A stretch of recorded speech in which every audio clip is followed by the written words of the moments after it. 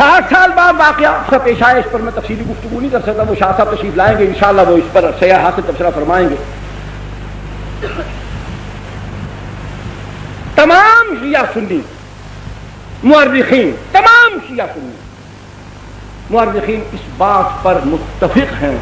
کہ محرم کی 10ویں کو یہ جو کچھ آج ہو رہا ہے یہ واقعہ کربلا کے پورے 300 سال بعد شروع ہوا۔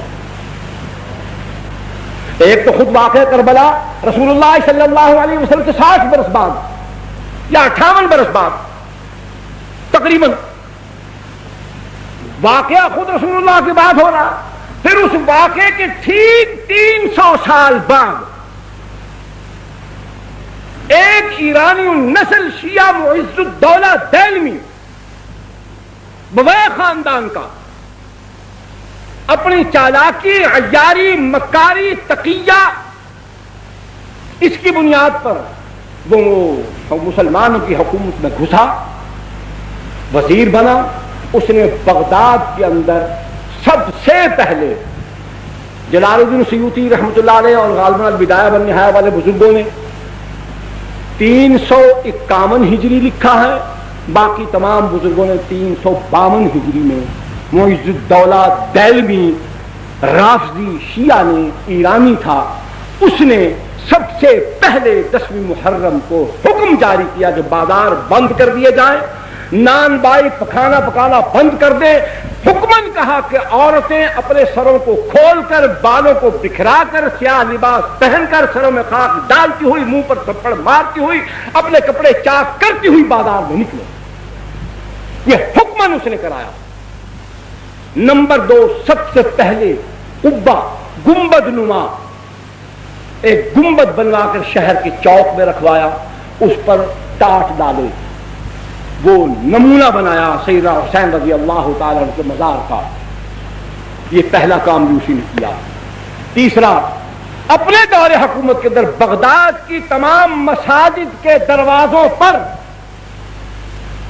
تمام صحابہ کرام بالخصوص سیدنا معاویہ رضی اللہ تعالیٰ عنہ پر لعنت لکھی ہوتی تھی۔ یہ معز الدولہ دہلوی حرام خور خنزیر، سب سے دنیا کا کوئی مورخ یہ بات ثابت نہیں کر سکتا، قسم خدا کی کھا کر کہتا ہوں، میں غریب آدمی ہوں، نقد دینے کا دعویٰ نہیں کر سکتا، میں جھوٹا ثابت ہو جاؤں تو سر بازار مجھے 100 کوڑے مار دیں۔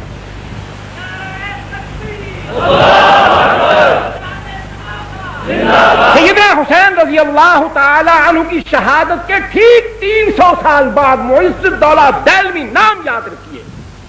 شیعہ تھا،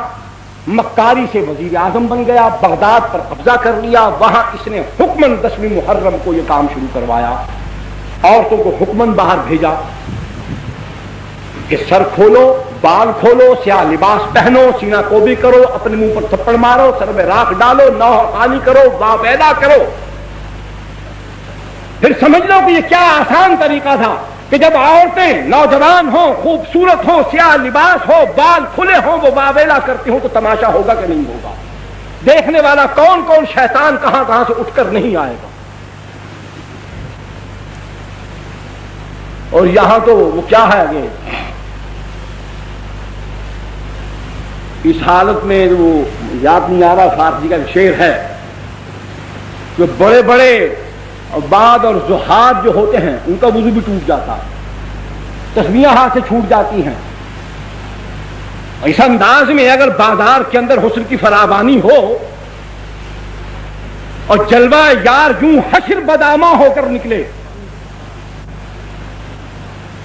تو پھر کہاں کون ٹھہر سکتا ہے؟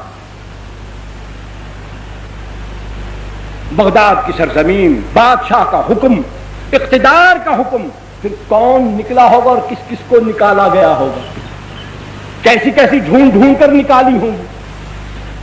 کیسے کیسے جلوے مہیا کیے گئے ہوں گے، کیسی کیسی افسرائیں نرتقیں دکھاتی ہوئی وہاں جلوہ افروز ہوئی ہوں گی۔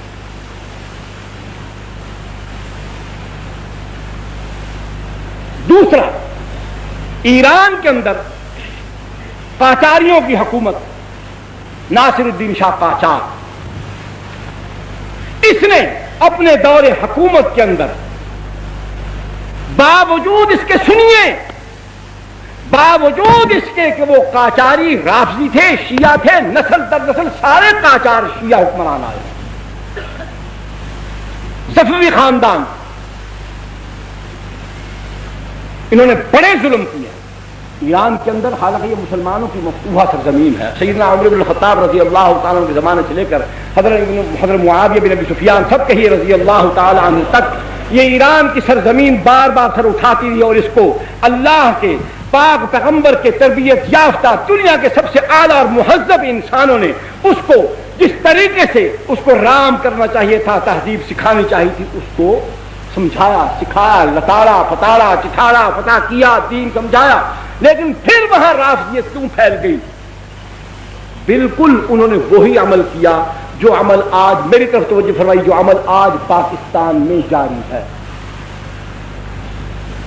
انہوں نے وہاں سنی مسلمان عوام کو کچھ نہیں کہا، صفوی خاندان کے بادشاہوں نے 20,000 سے زائد علماء کو قتل کر دیا، صرف علماء کو قتل کیا۔ تو علماء کے قتل ہو جانے کے بعد نہ دین بتانے والا کوئی ہوگا، نہ سمجھانے والا کوئی ہوگا، تو پھر جو ہم کہیں گے وہ خود بخود لوگ قبول کرتے چلے جائیں۔ بیداری تو علماء پیدا کرتے ہیں، علم ان کے پاس ہوتا ہے، سمجھاتے وہ ہیں، پڑھاتے وہ ہیں، عقائد کی اصلاح ہو، اعمال کی اصلاح ہو، اخلاق کی اصلاح ہو، سیاسیات کا معاملہ ہو، اجتماعیات کا معاملہ ہو، جب بتانے والوں کو، سمجھانے والوں کو، سکھانے والوں کو، رہبری کرنے والوں کو، قیادت کرنے والوں کو، سیادت کرنے والوں کو، ان سب کو مٹا دیا گیا۔ جس طریقے سے پاکستان کے اندر احسان اللہ فاروقی کو شہید کر دیا گیا، علامہ احسان اللہ ظہیر کو شہید کر دیا گیا، فیض عالم صدیقی کو بھی قتل کر دیا گیا، مولانا سید منظور الحسن شاہ صاحب ہمدانی رحمۃ اللہ علیہ، خیر بٹانی والے، ان کو شہید کر دیا گیا، مولانا حق نواز شہید رحمۃ اللہ علیہ کو شہید کر دیا گیا، اظہار القاسمی کو شہید کر دیا گیا، عبدالصمد آزاد لئیے والے کو شہید کر دیا گیا، مولوی محمد یوسف فیصل آبادی کو شہید کر دیا گیا۔ کتنے علماء شہید ہو چکے ہیں۔ سنی مسلمان نوجوان کام کرنے والے کارکن کے علاوہ 100 سے زائد وہ ہیں، خفیہ طریقے سے جن کو مارا گیا ہے وہ الگ ہے۔ جب اسی طریقے سے اہل سنت والجماعت کا طرز عمل یہی ہوگا جو آج ہمارا ہے، تو بالکل وہی صفوی خاندان والا عمل پاکستان میں شروع ہو چکا ہے۔ یہ بھی اس بات کی نشاندہی کرتا ہے کہ سنی سن ہو چکا ہے، اس کے اندر غیرت دینی مر چکی ہے، اس پر پھٹکار پڑ گئی ہے کہ صحابہ کے پر لعنت بھیجنے والے مردود ملعون لوگوں کے ساتھ تعلقات کی وجہ سے خدا نے اس کا ایمان سلب کر دیا، اس سے غیرت دینی چھین لی۔ قاجاری خاندان، صفوی خاندان نے ایران کے اندر اسی طرز عمل کے ساتھ رافضیت کو پھیلایا، حکمن وہاں جلوس نکلوائے۔ پھر اس کے بعد ہندوستان کی سرزمین پر زور و شور کیوں پیدا ہوا؟ کیا ہے؟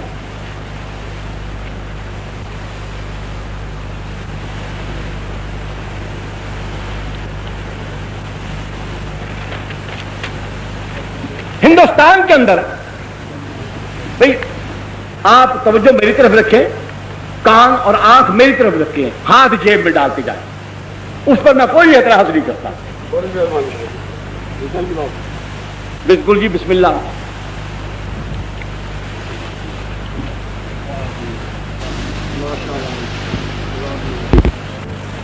توجہ میری طرف رکھیں،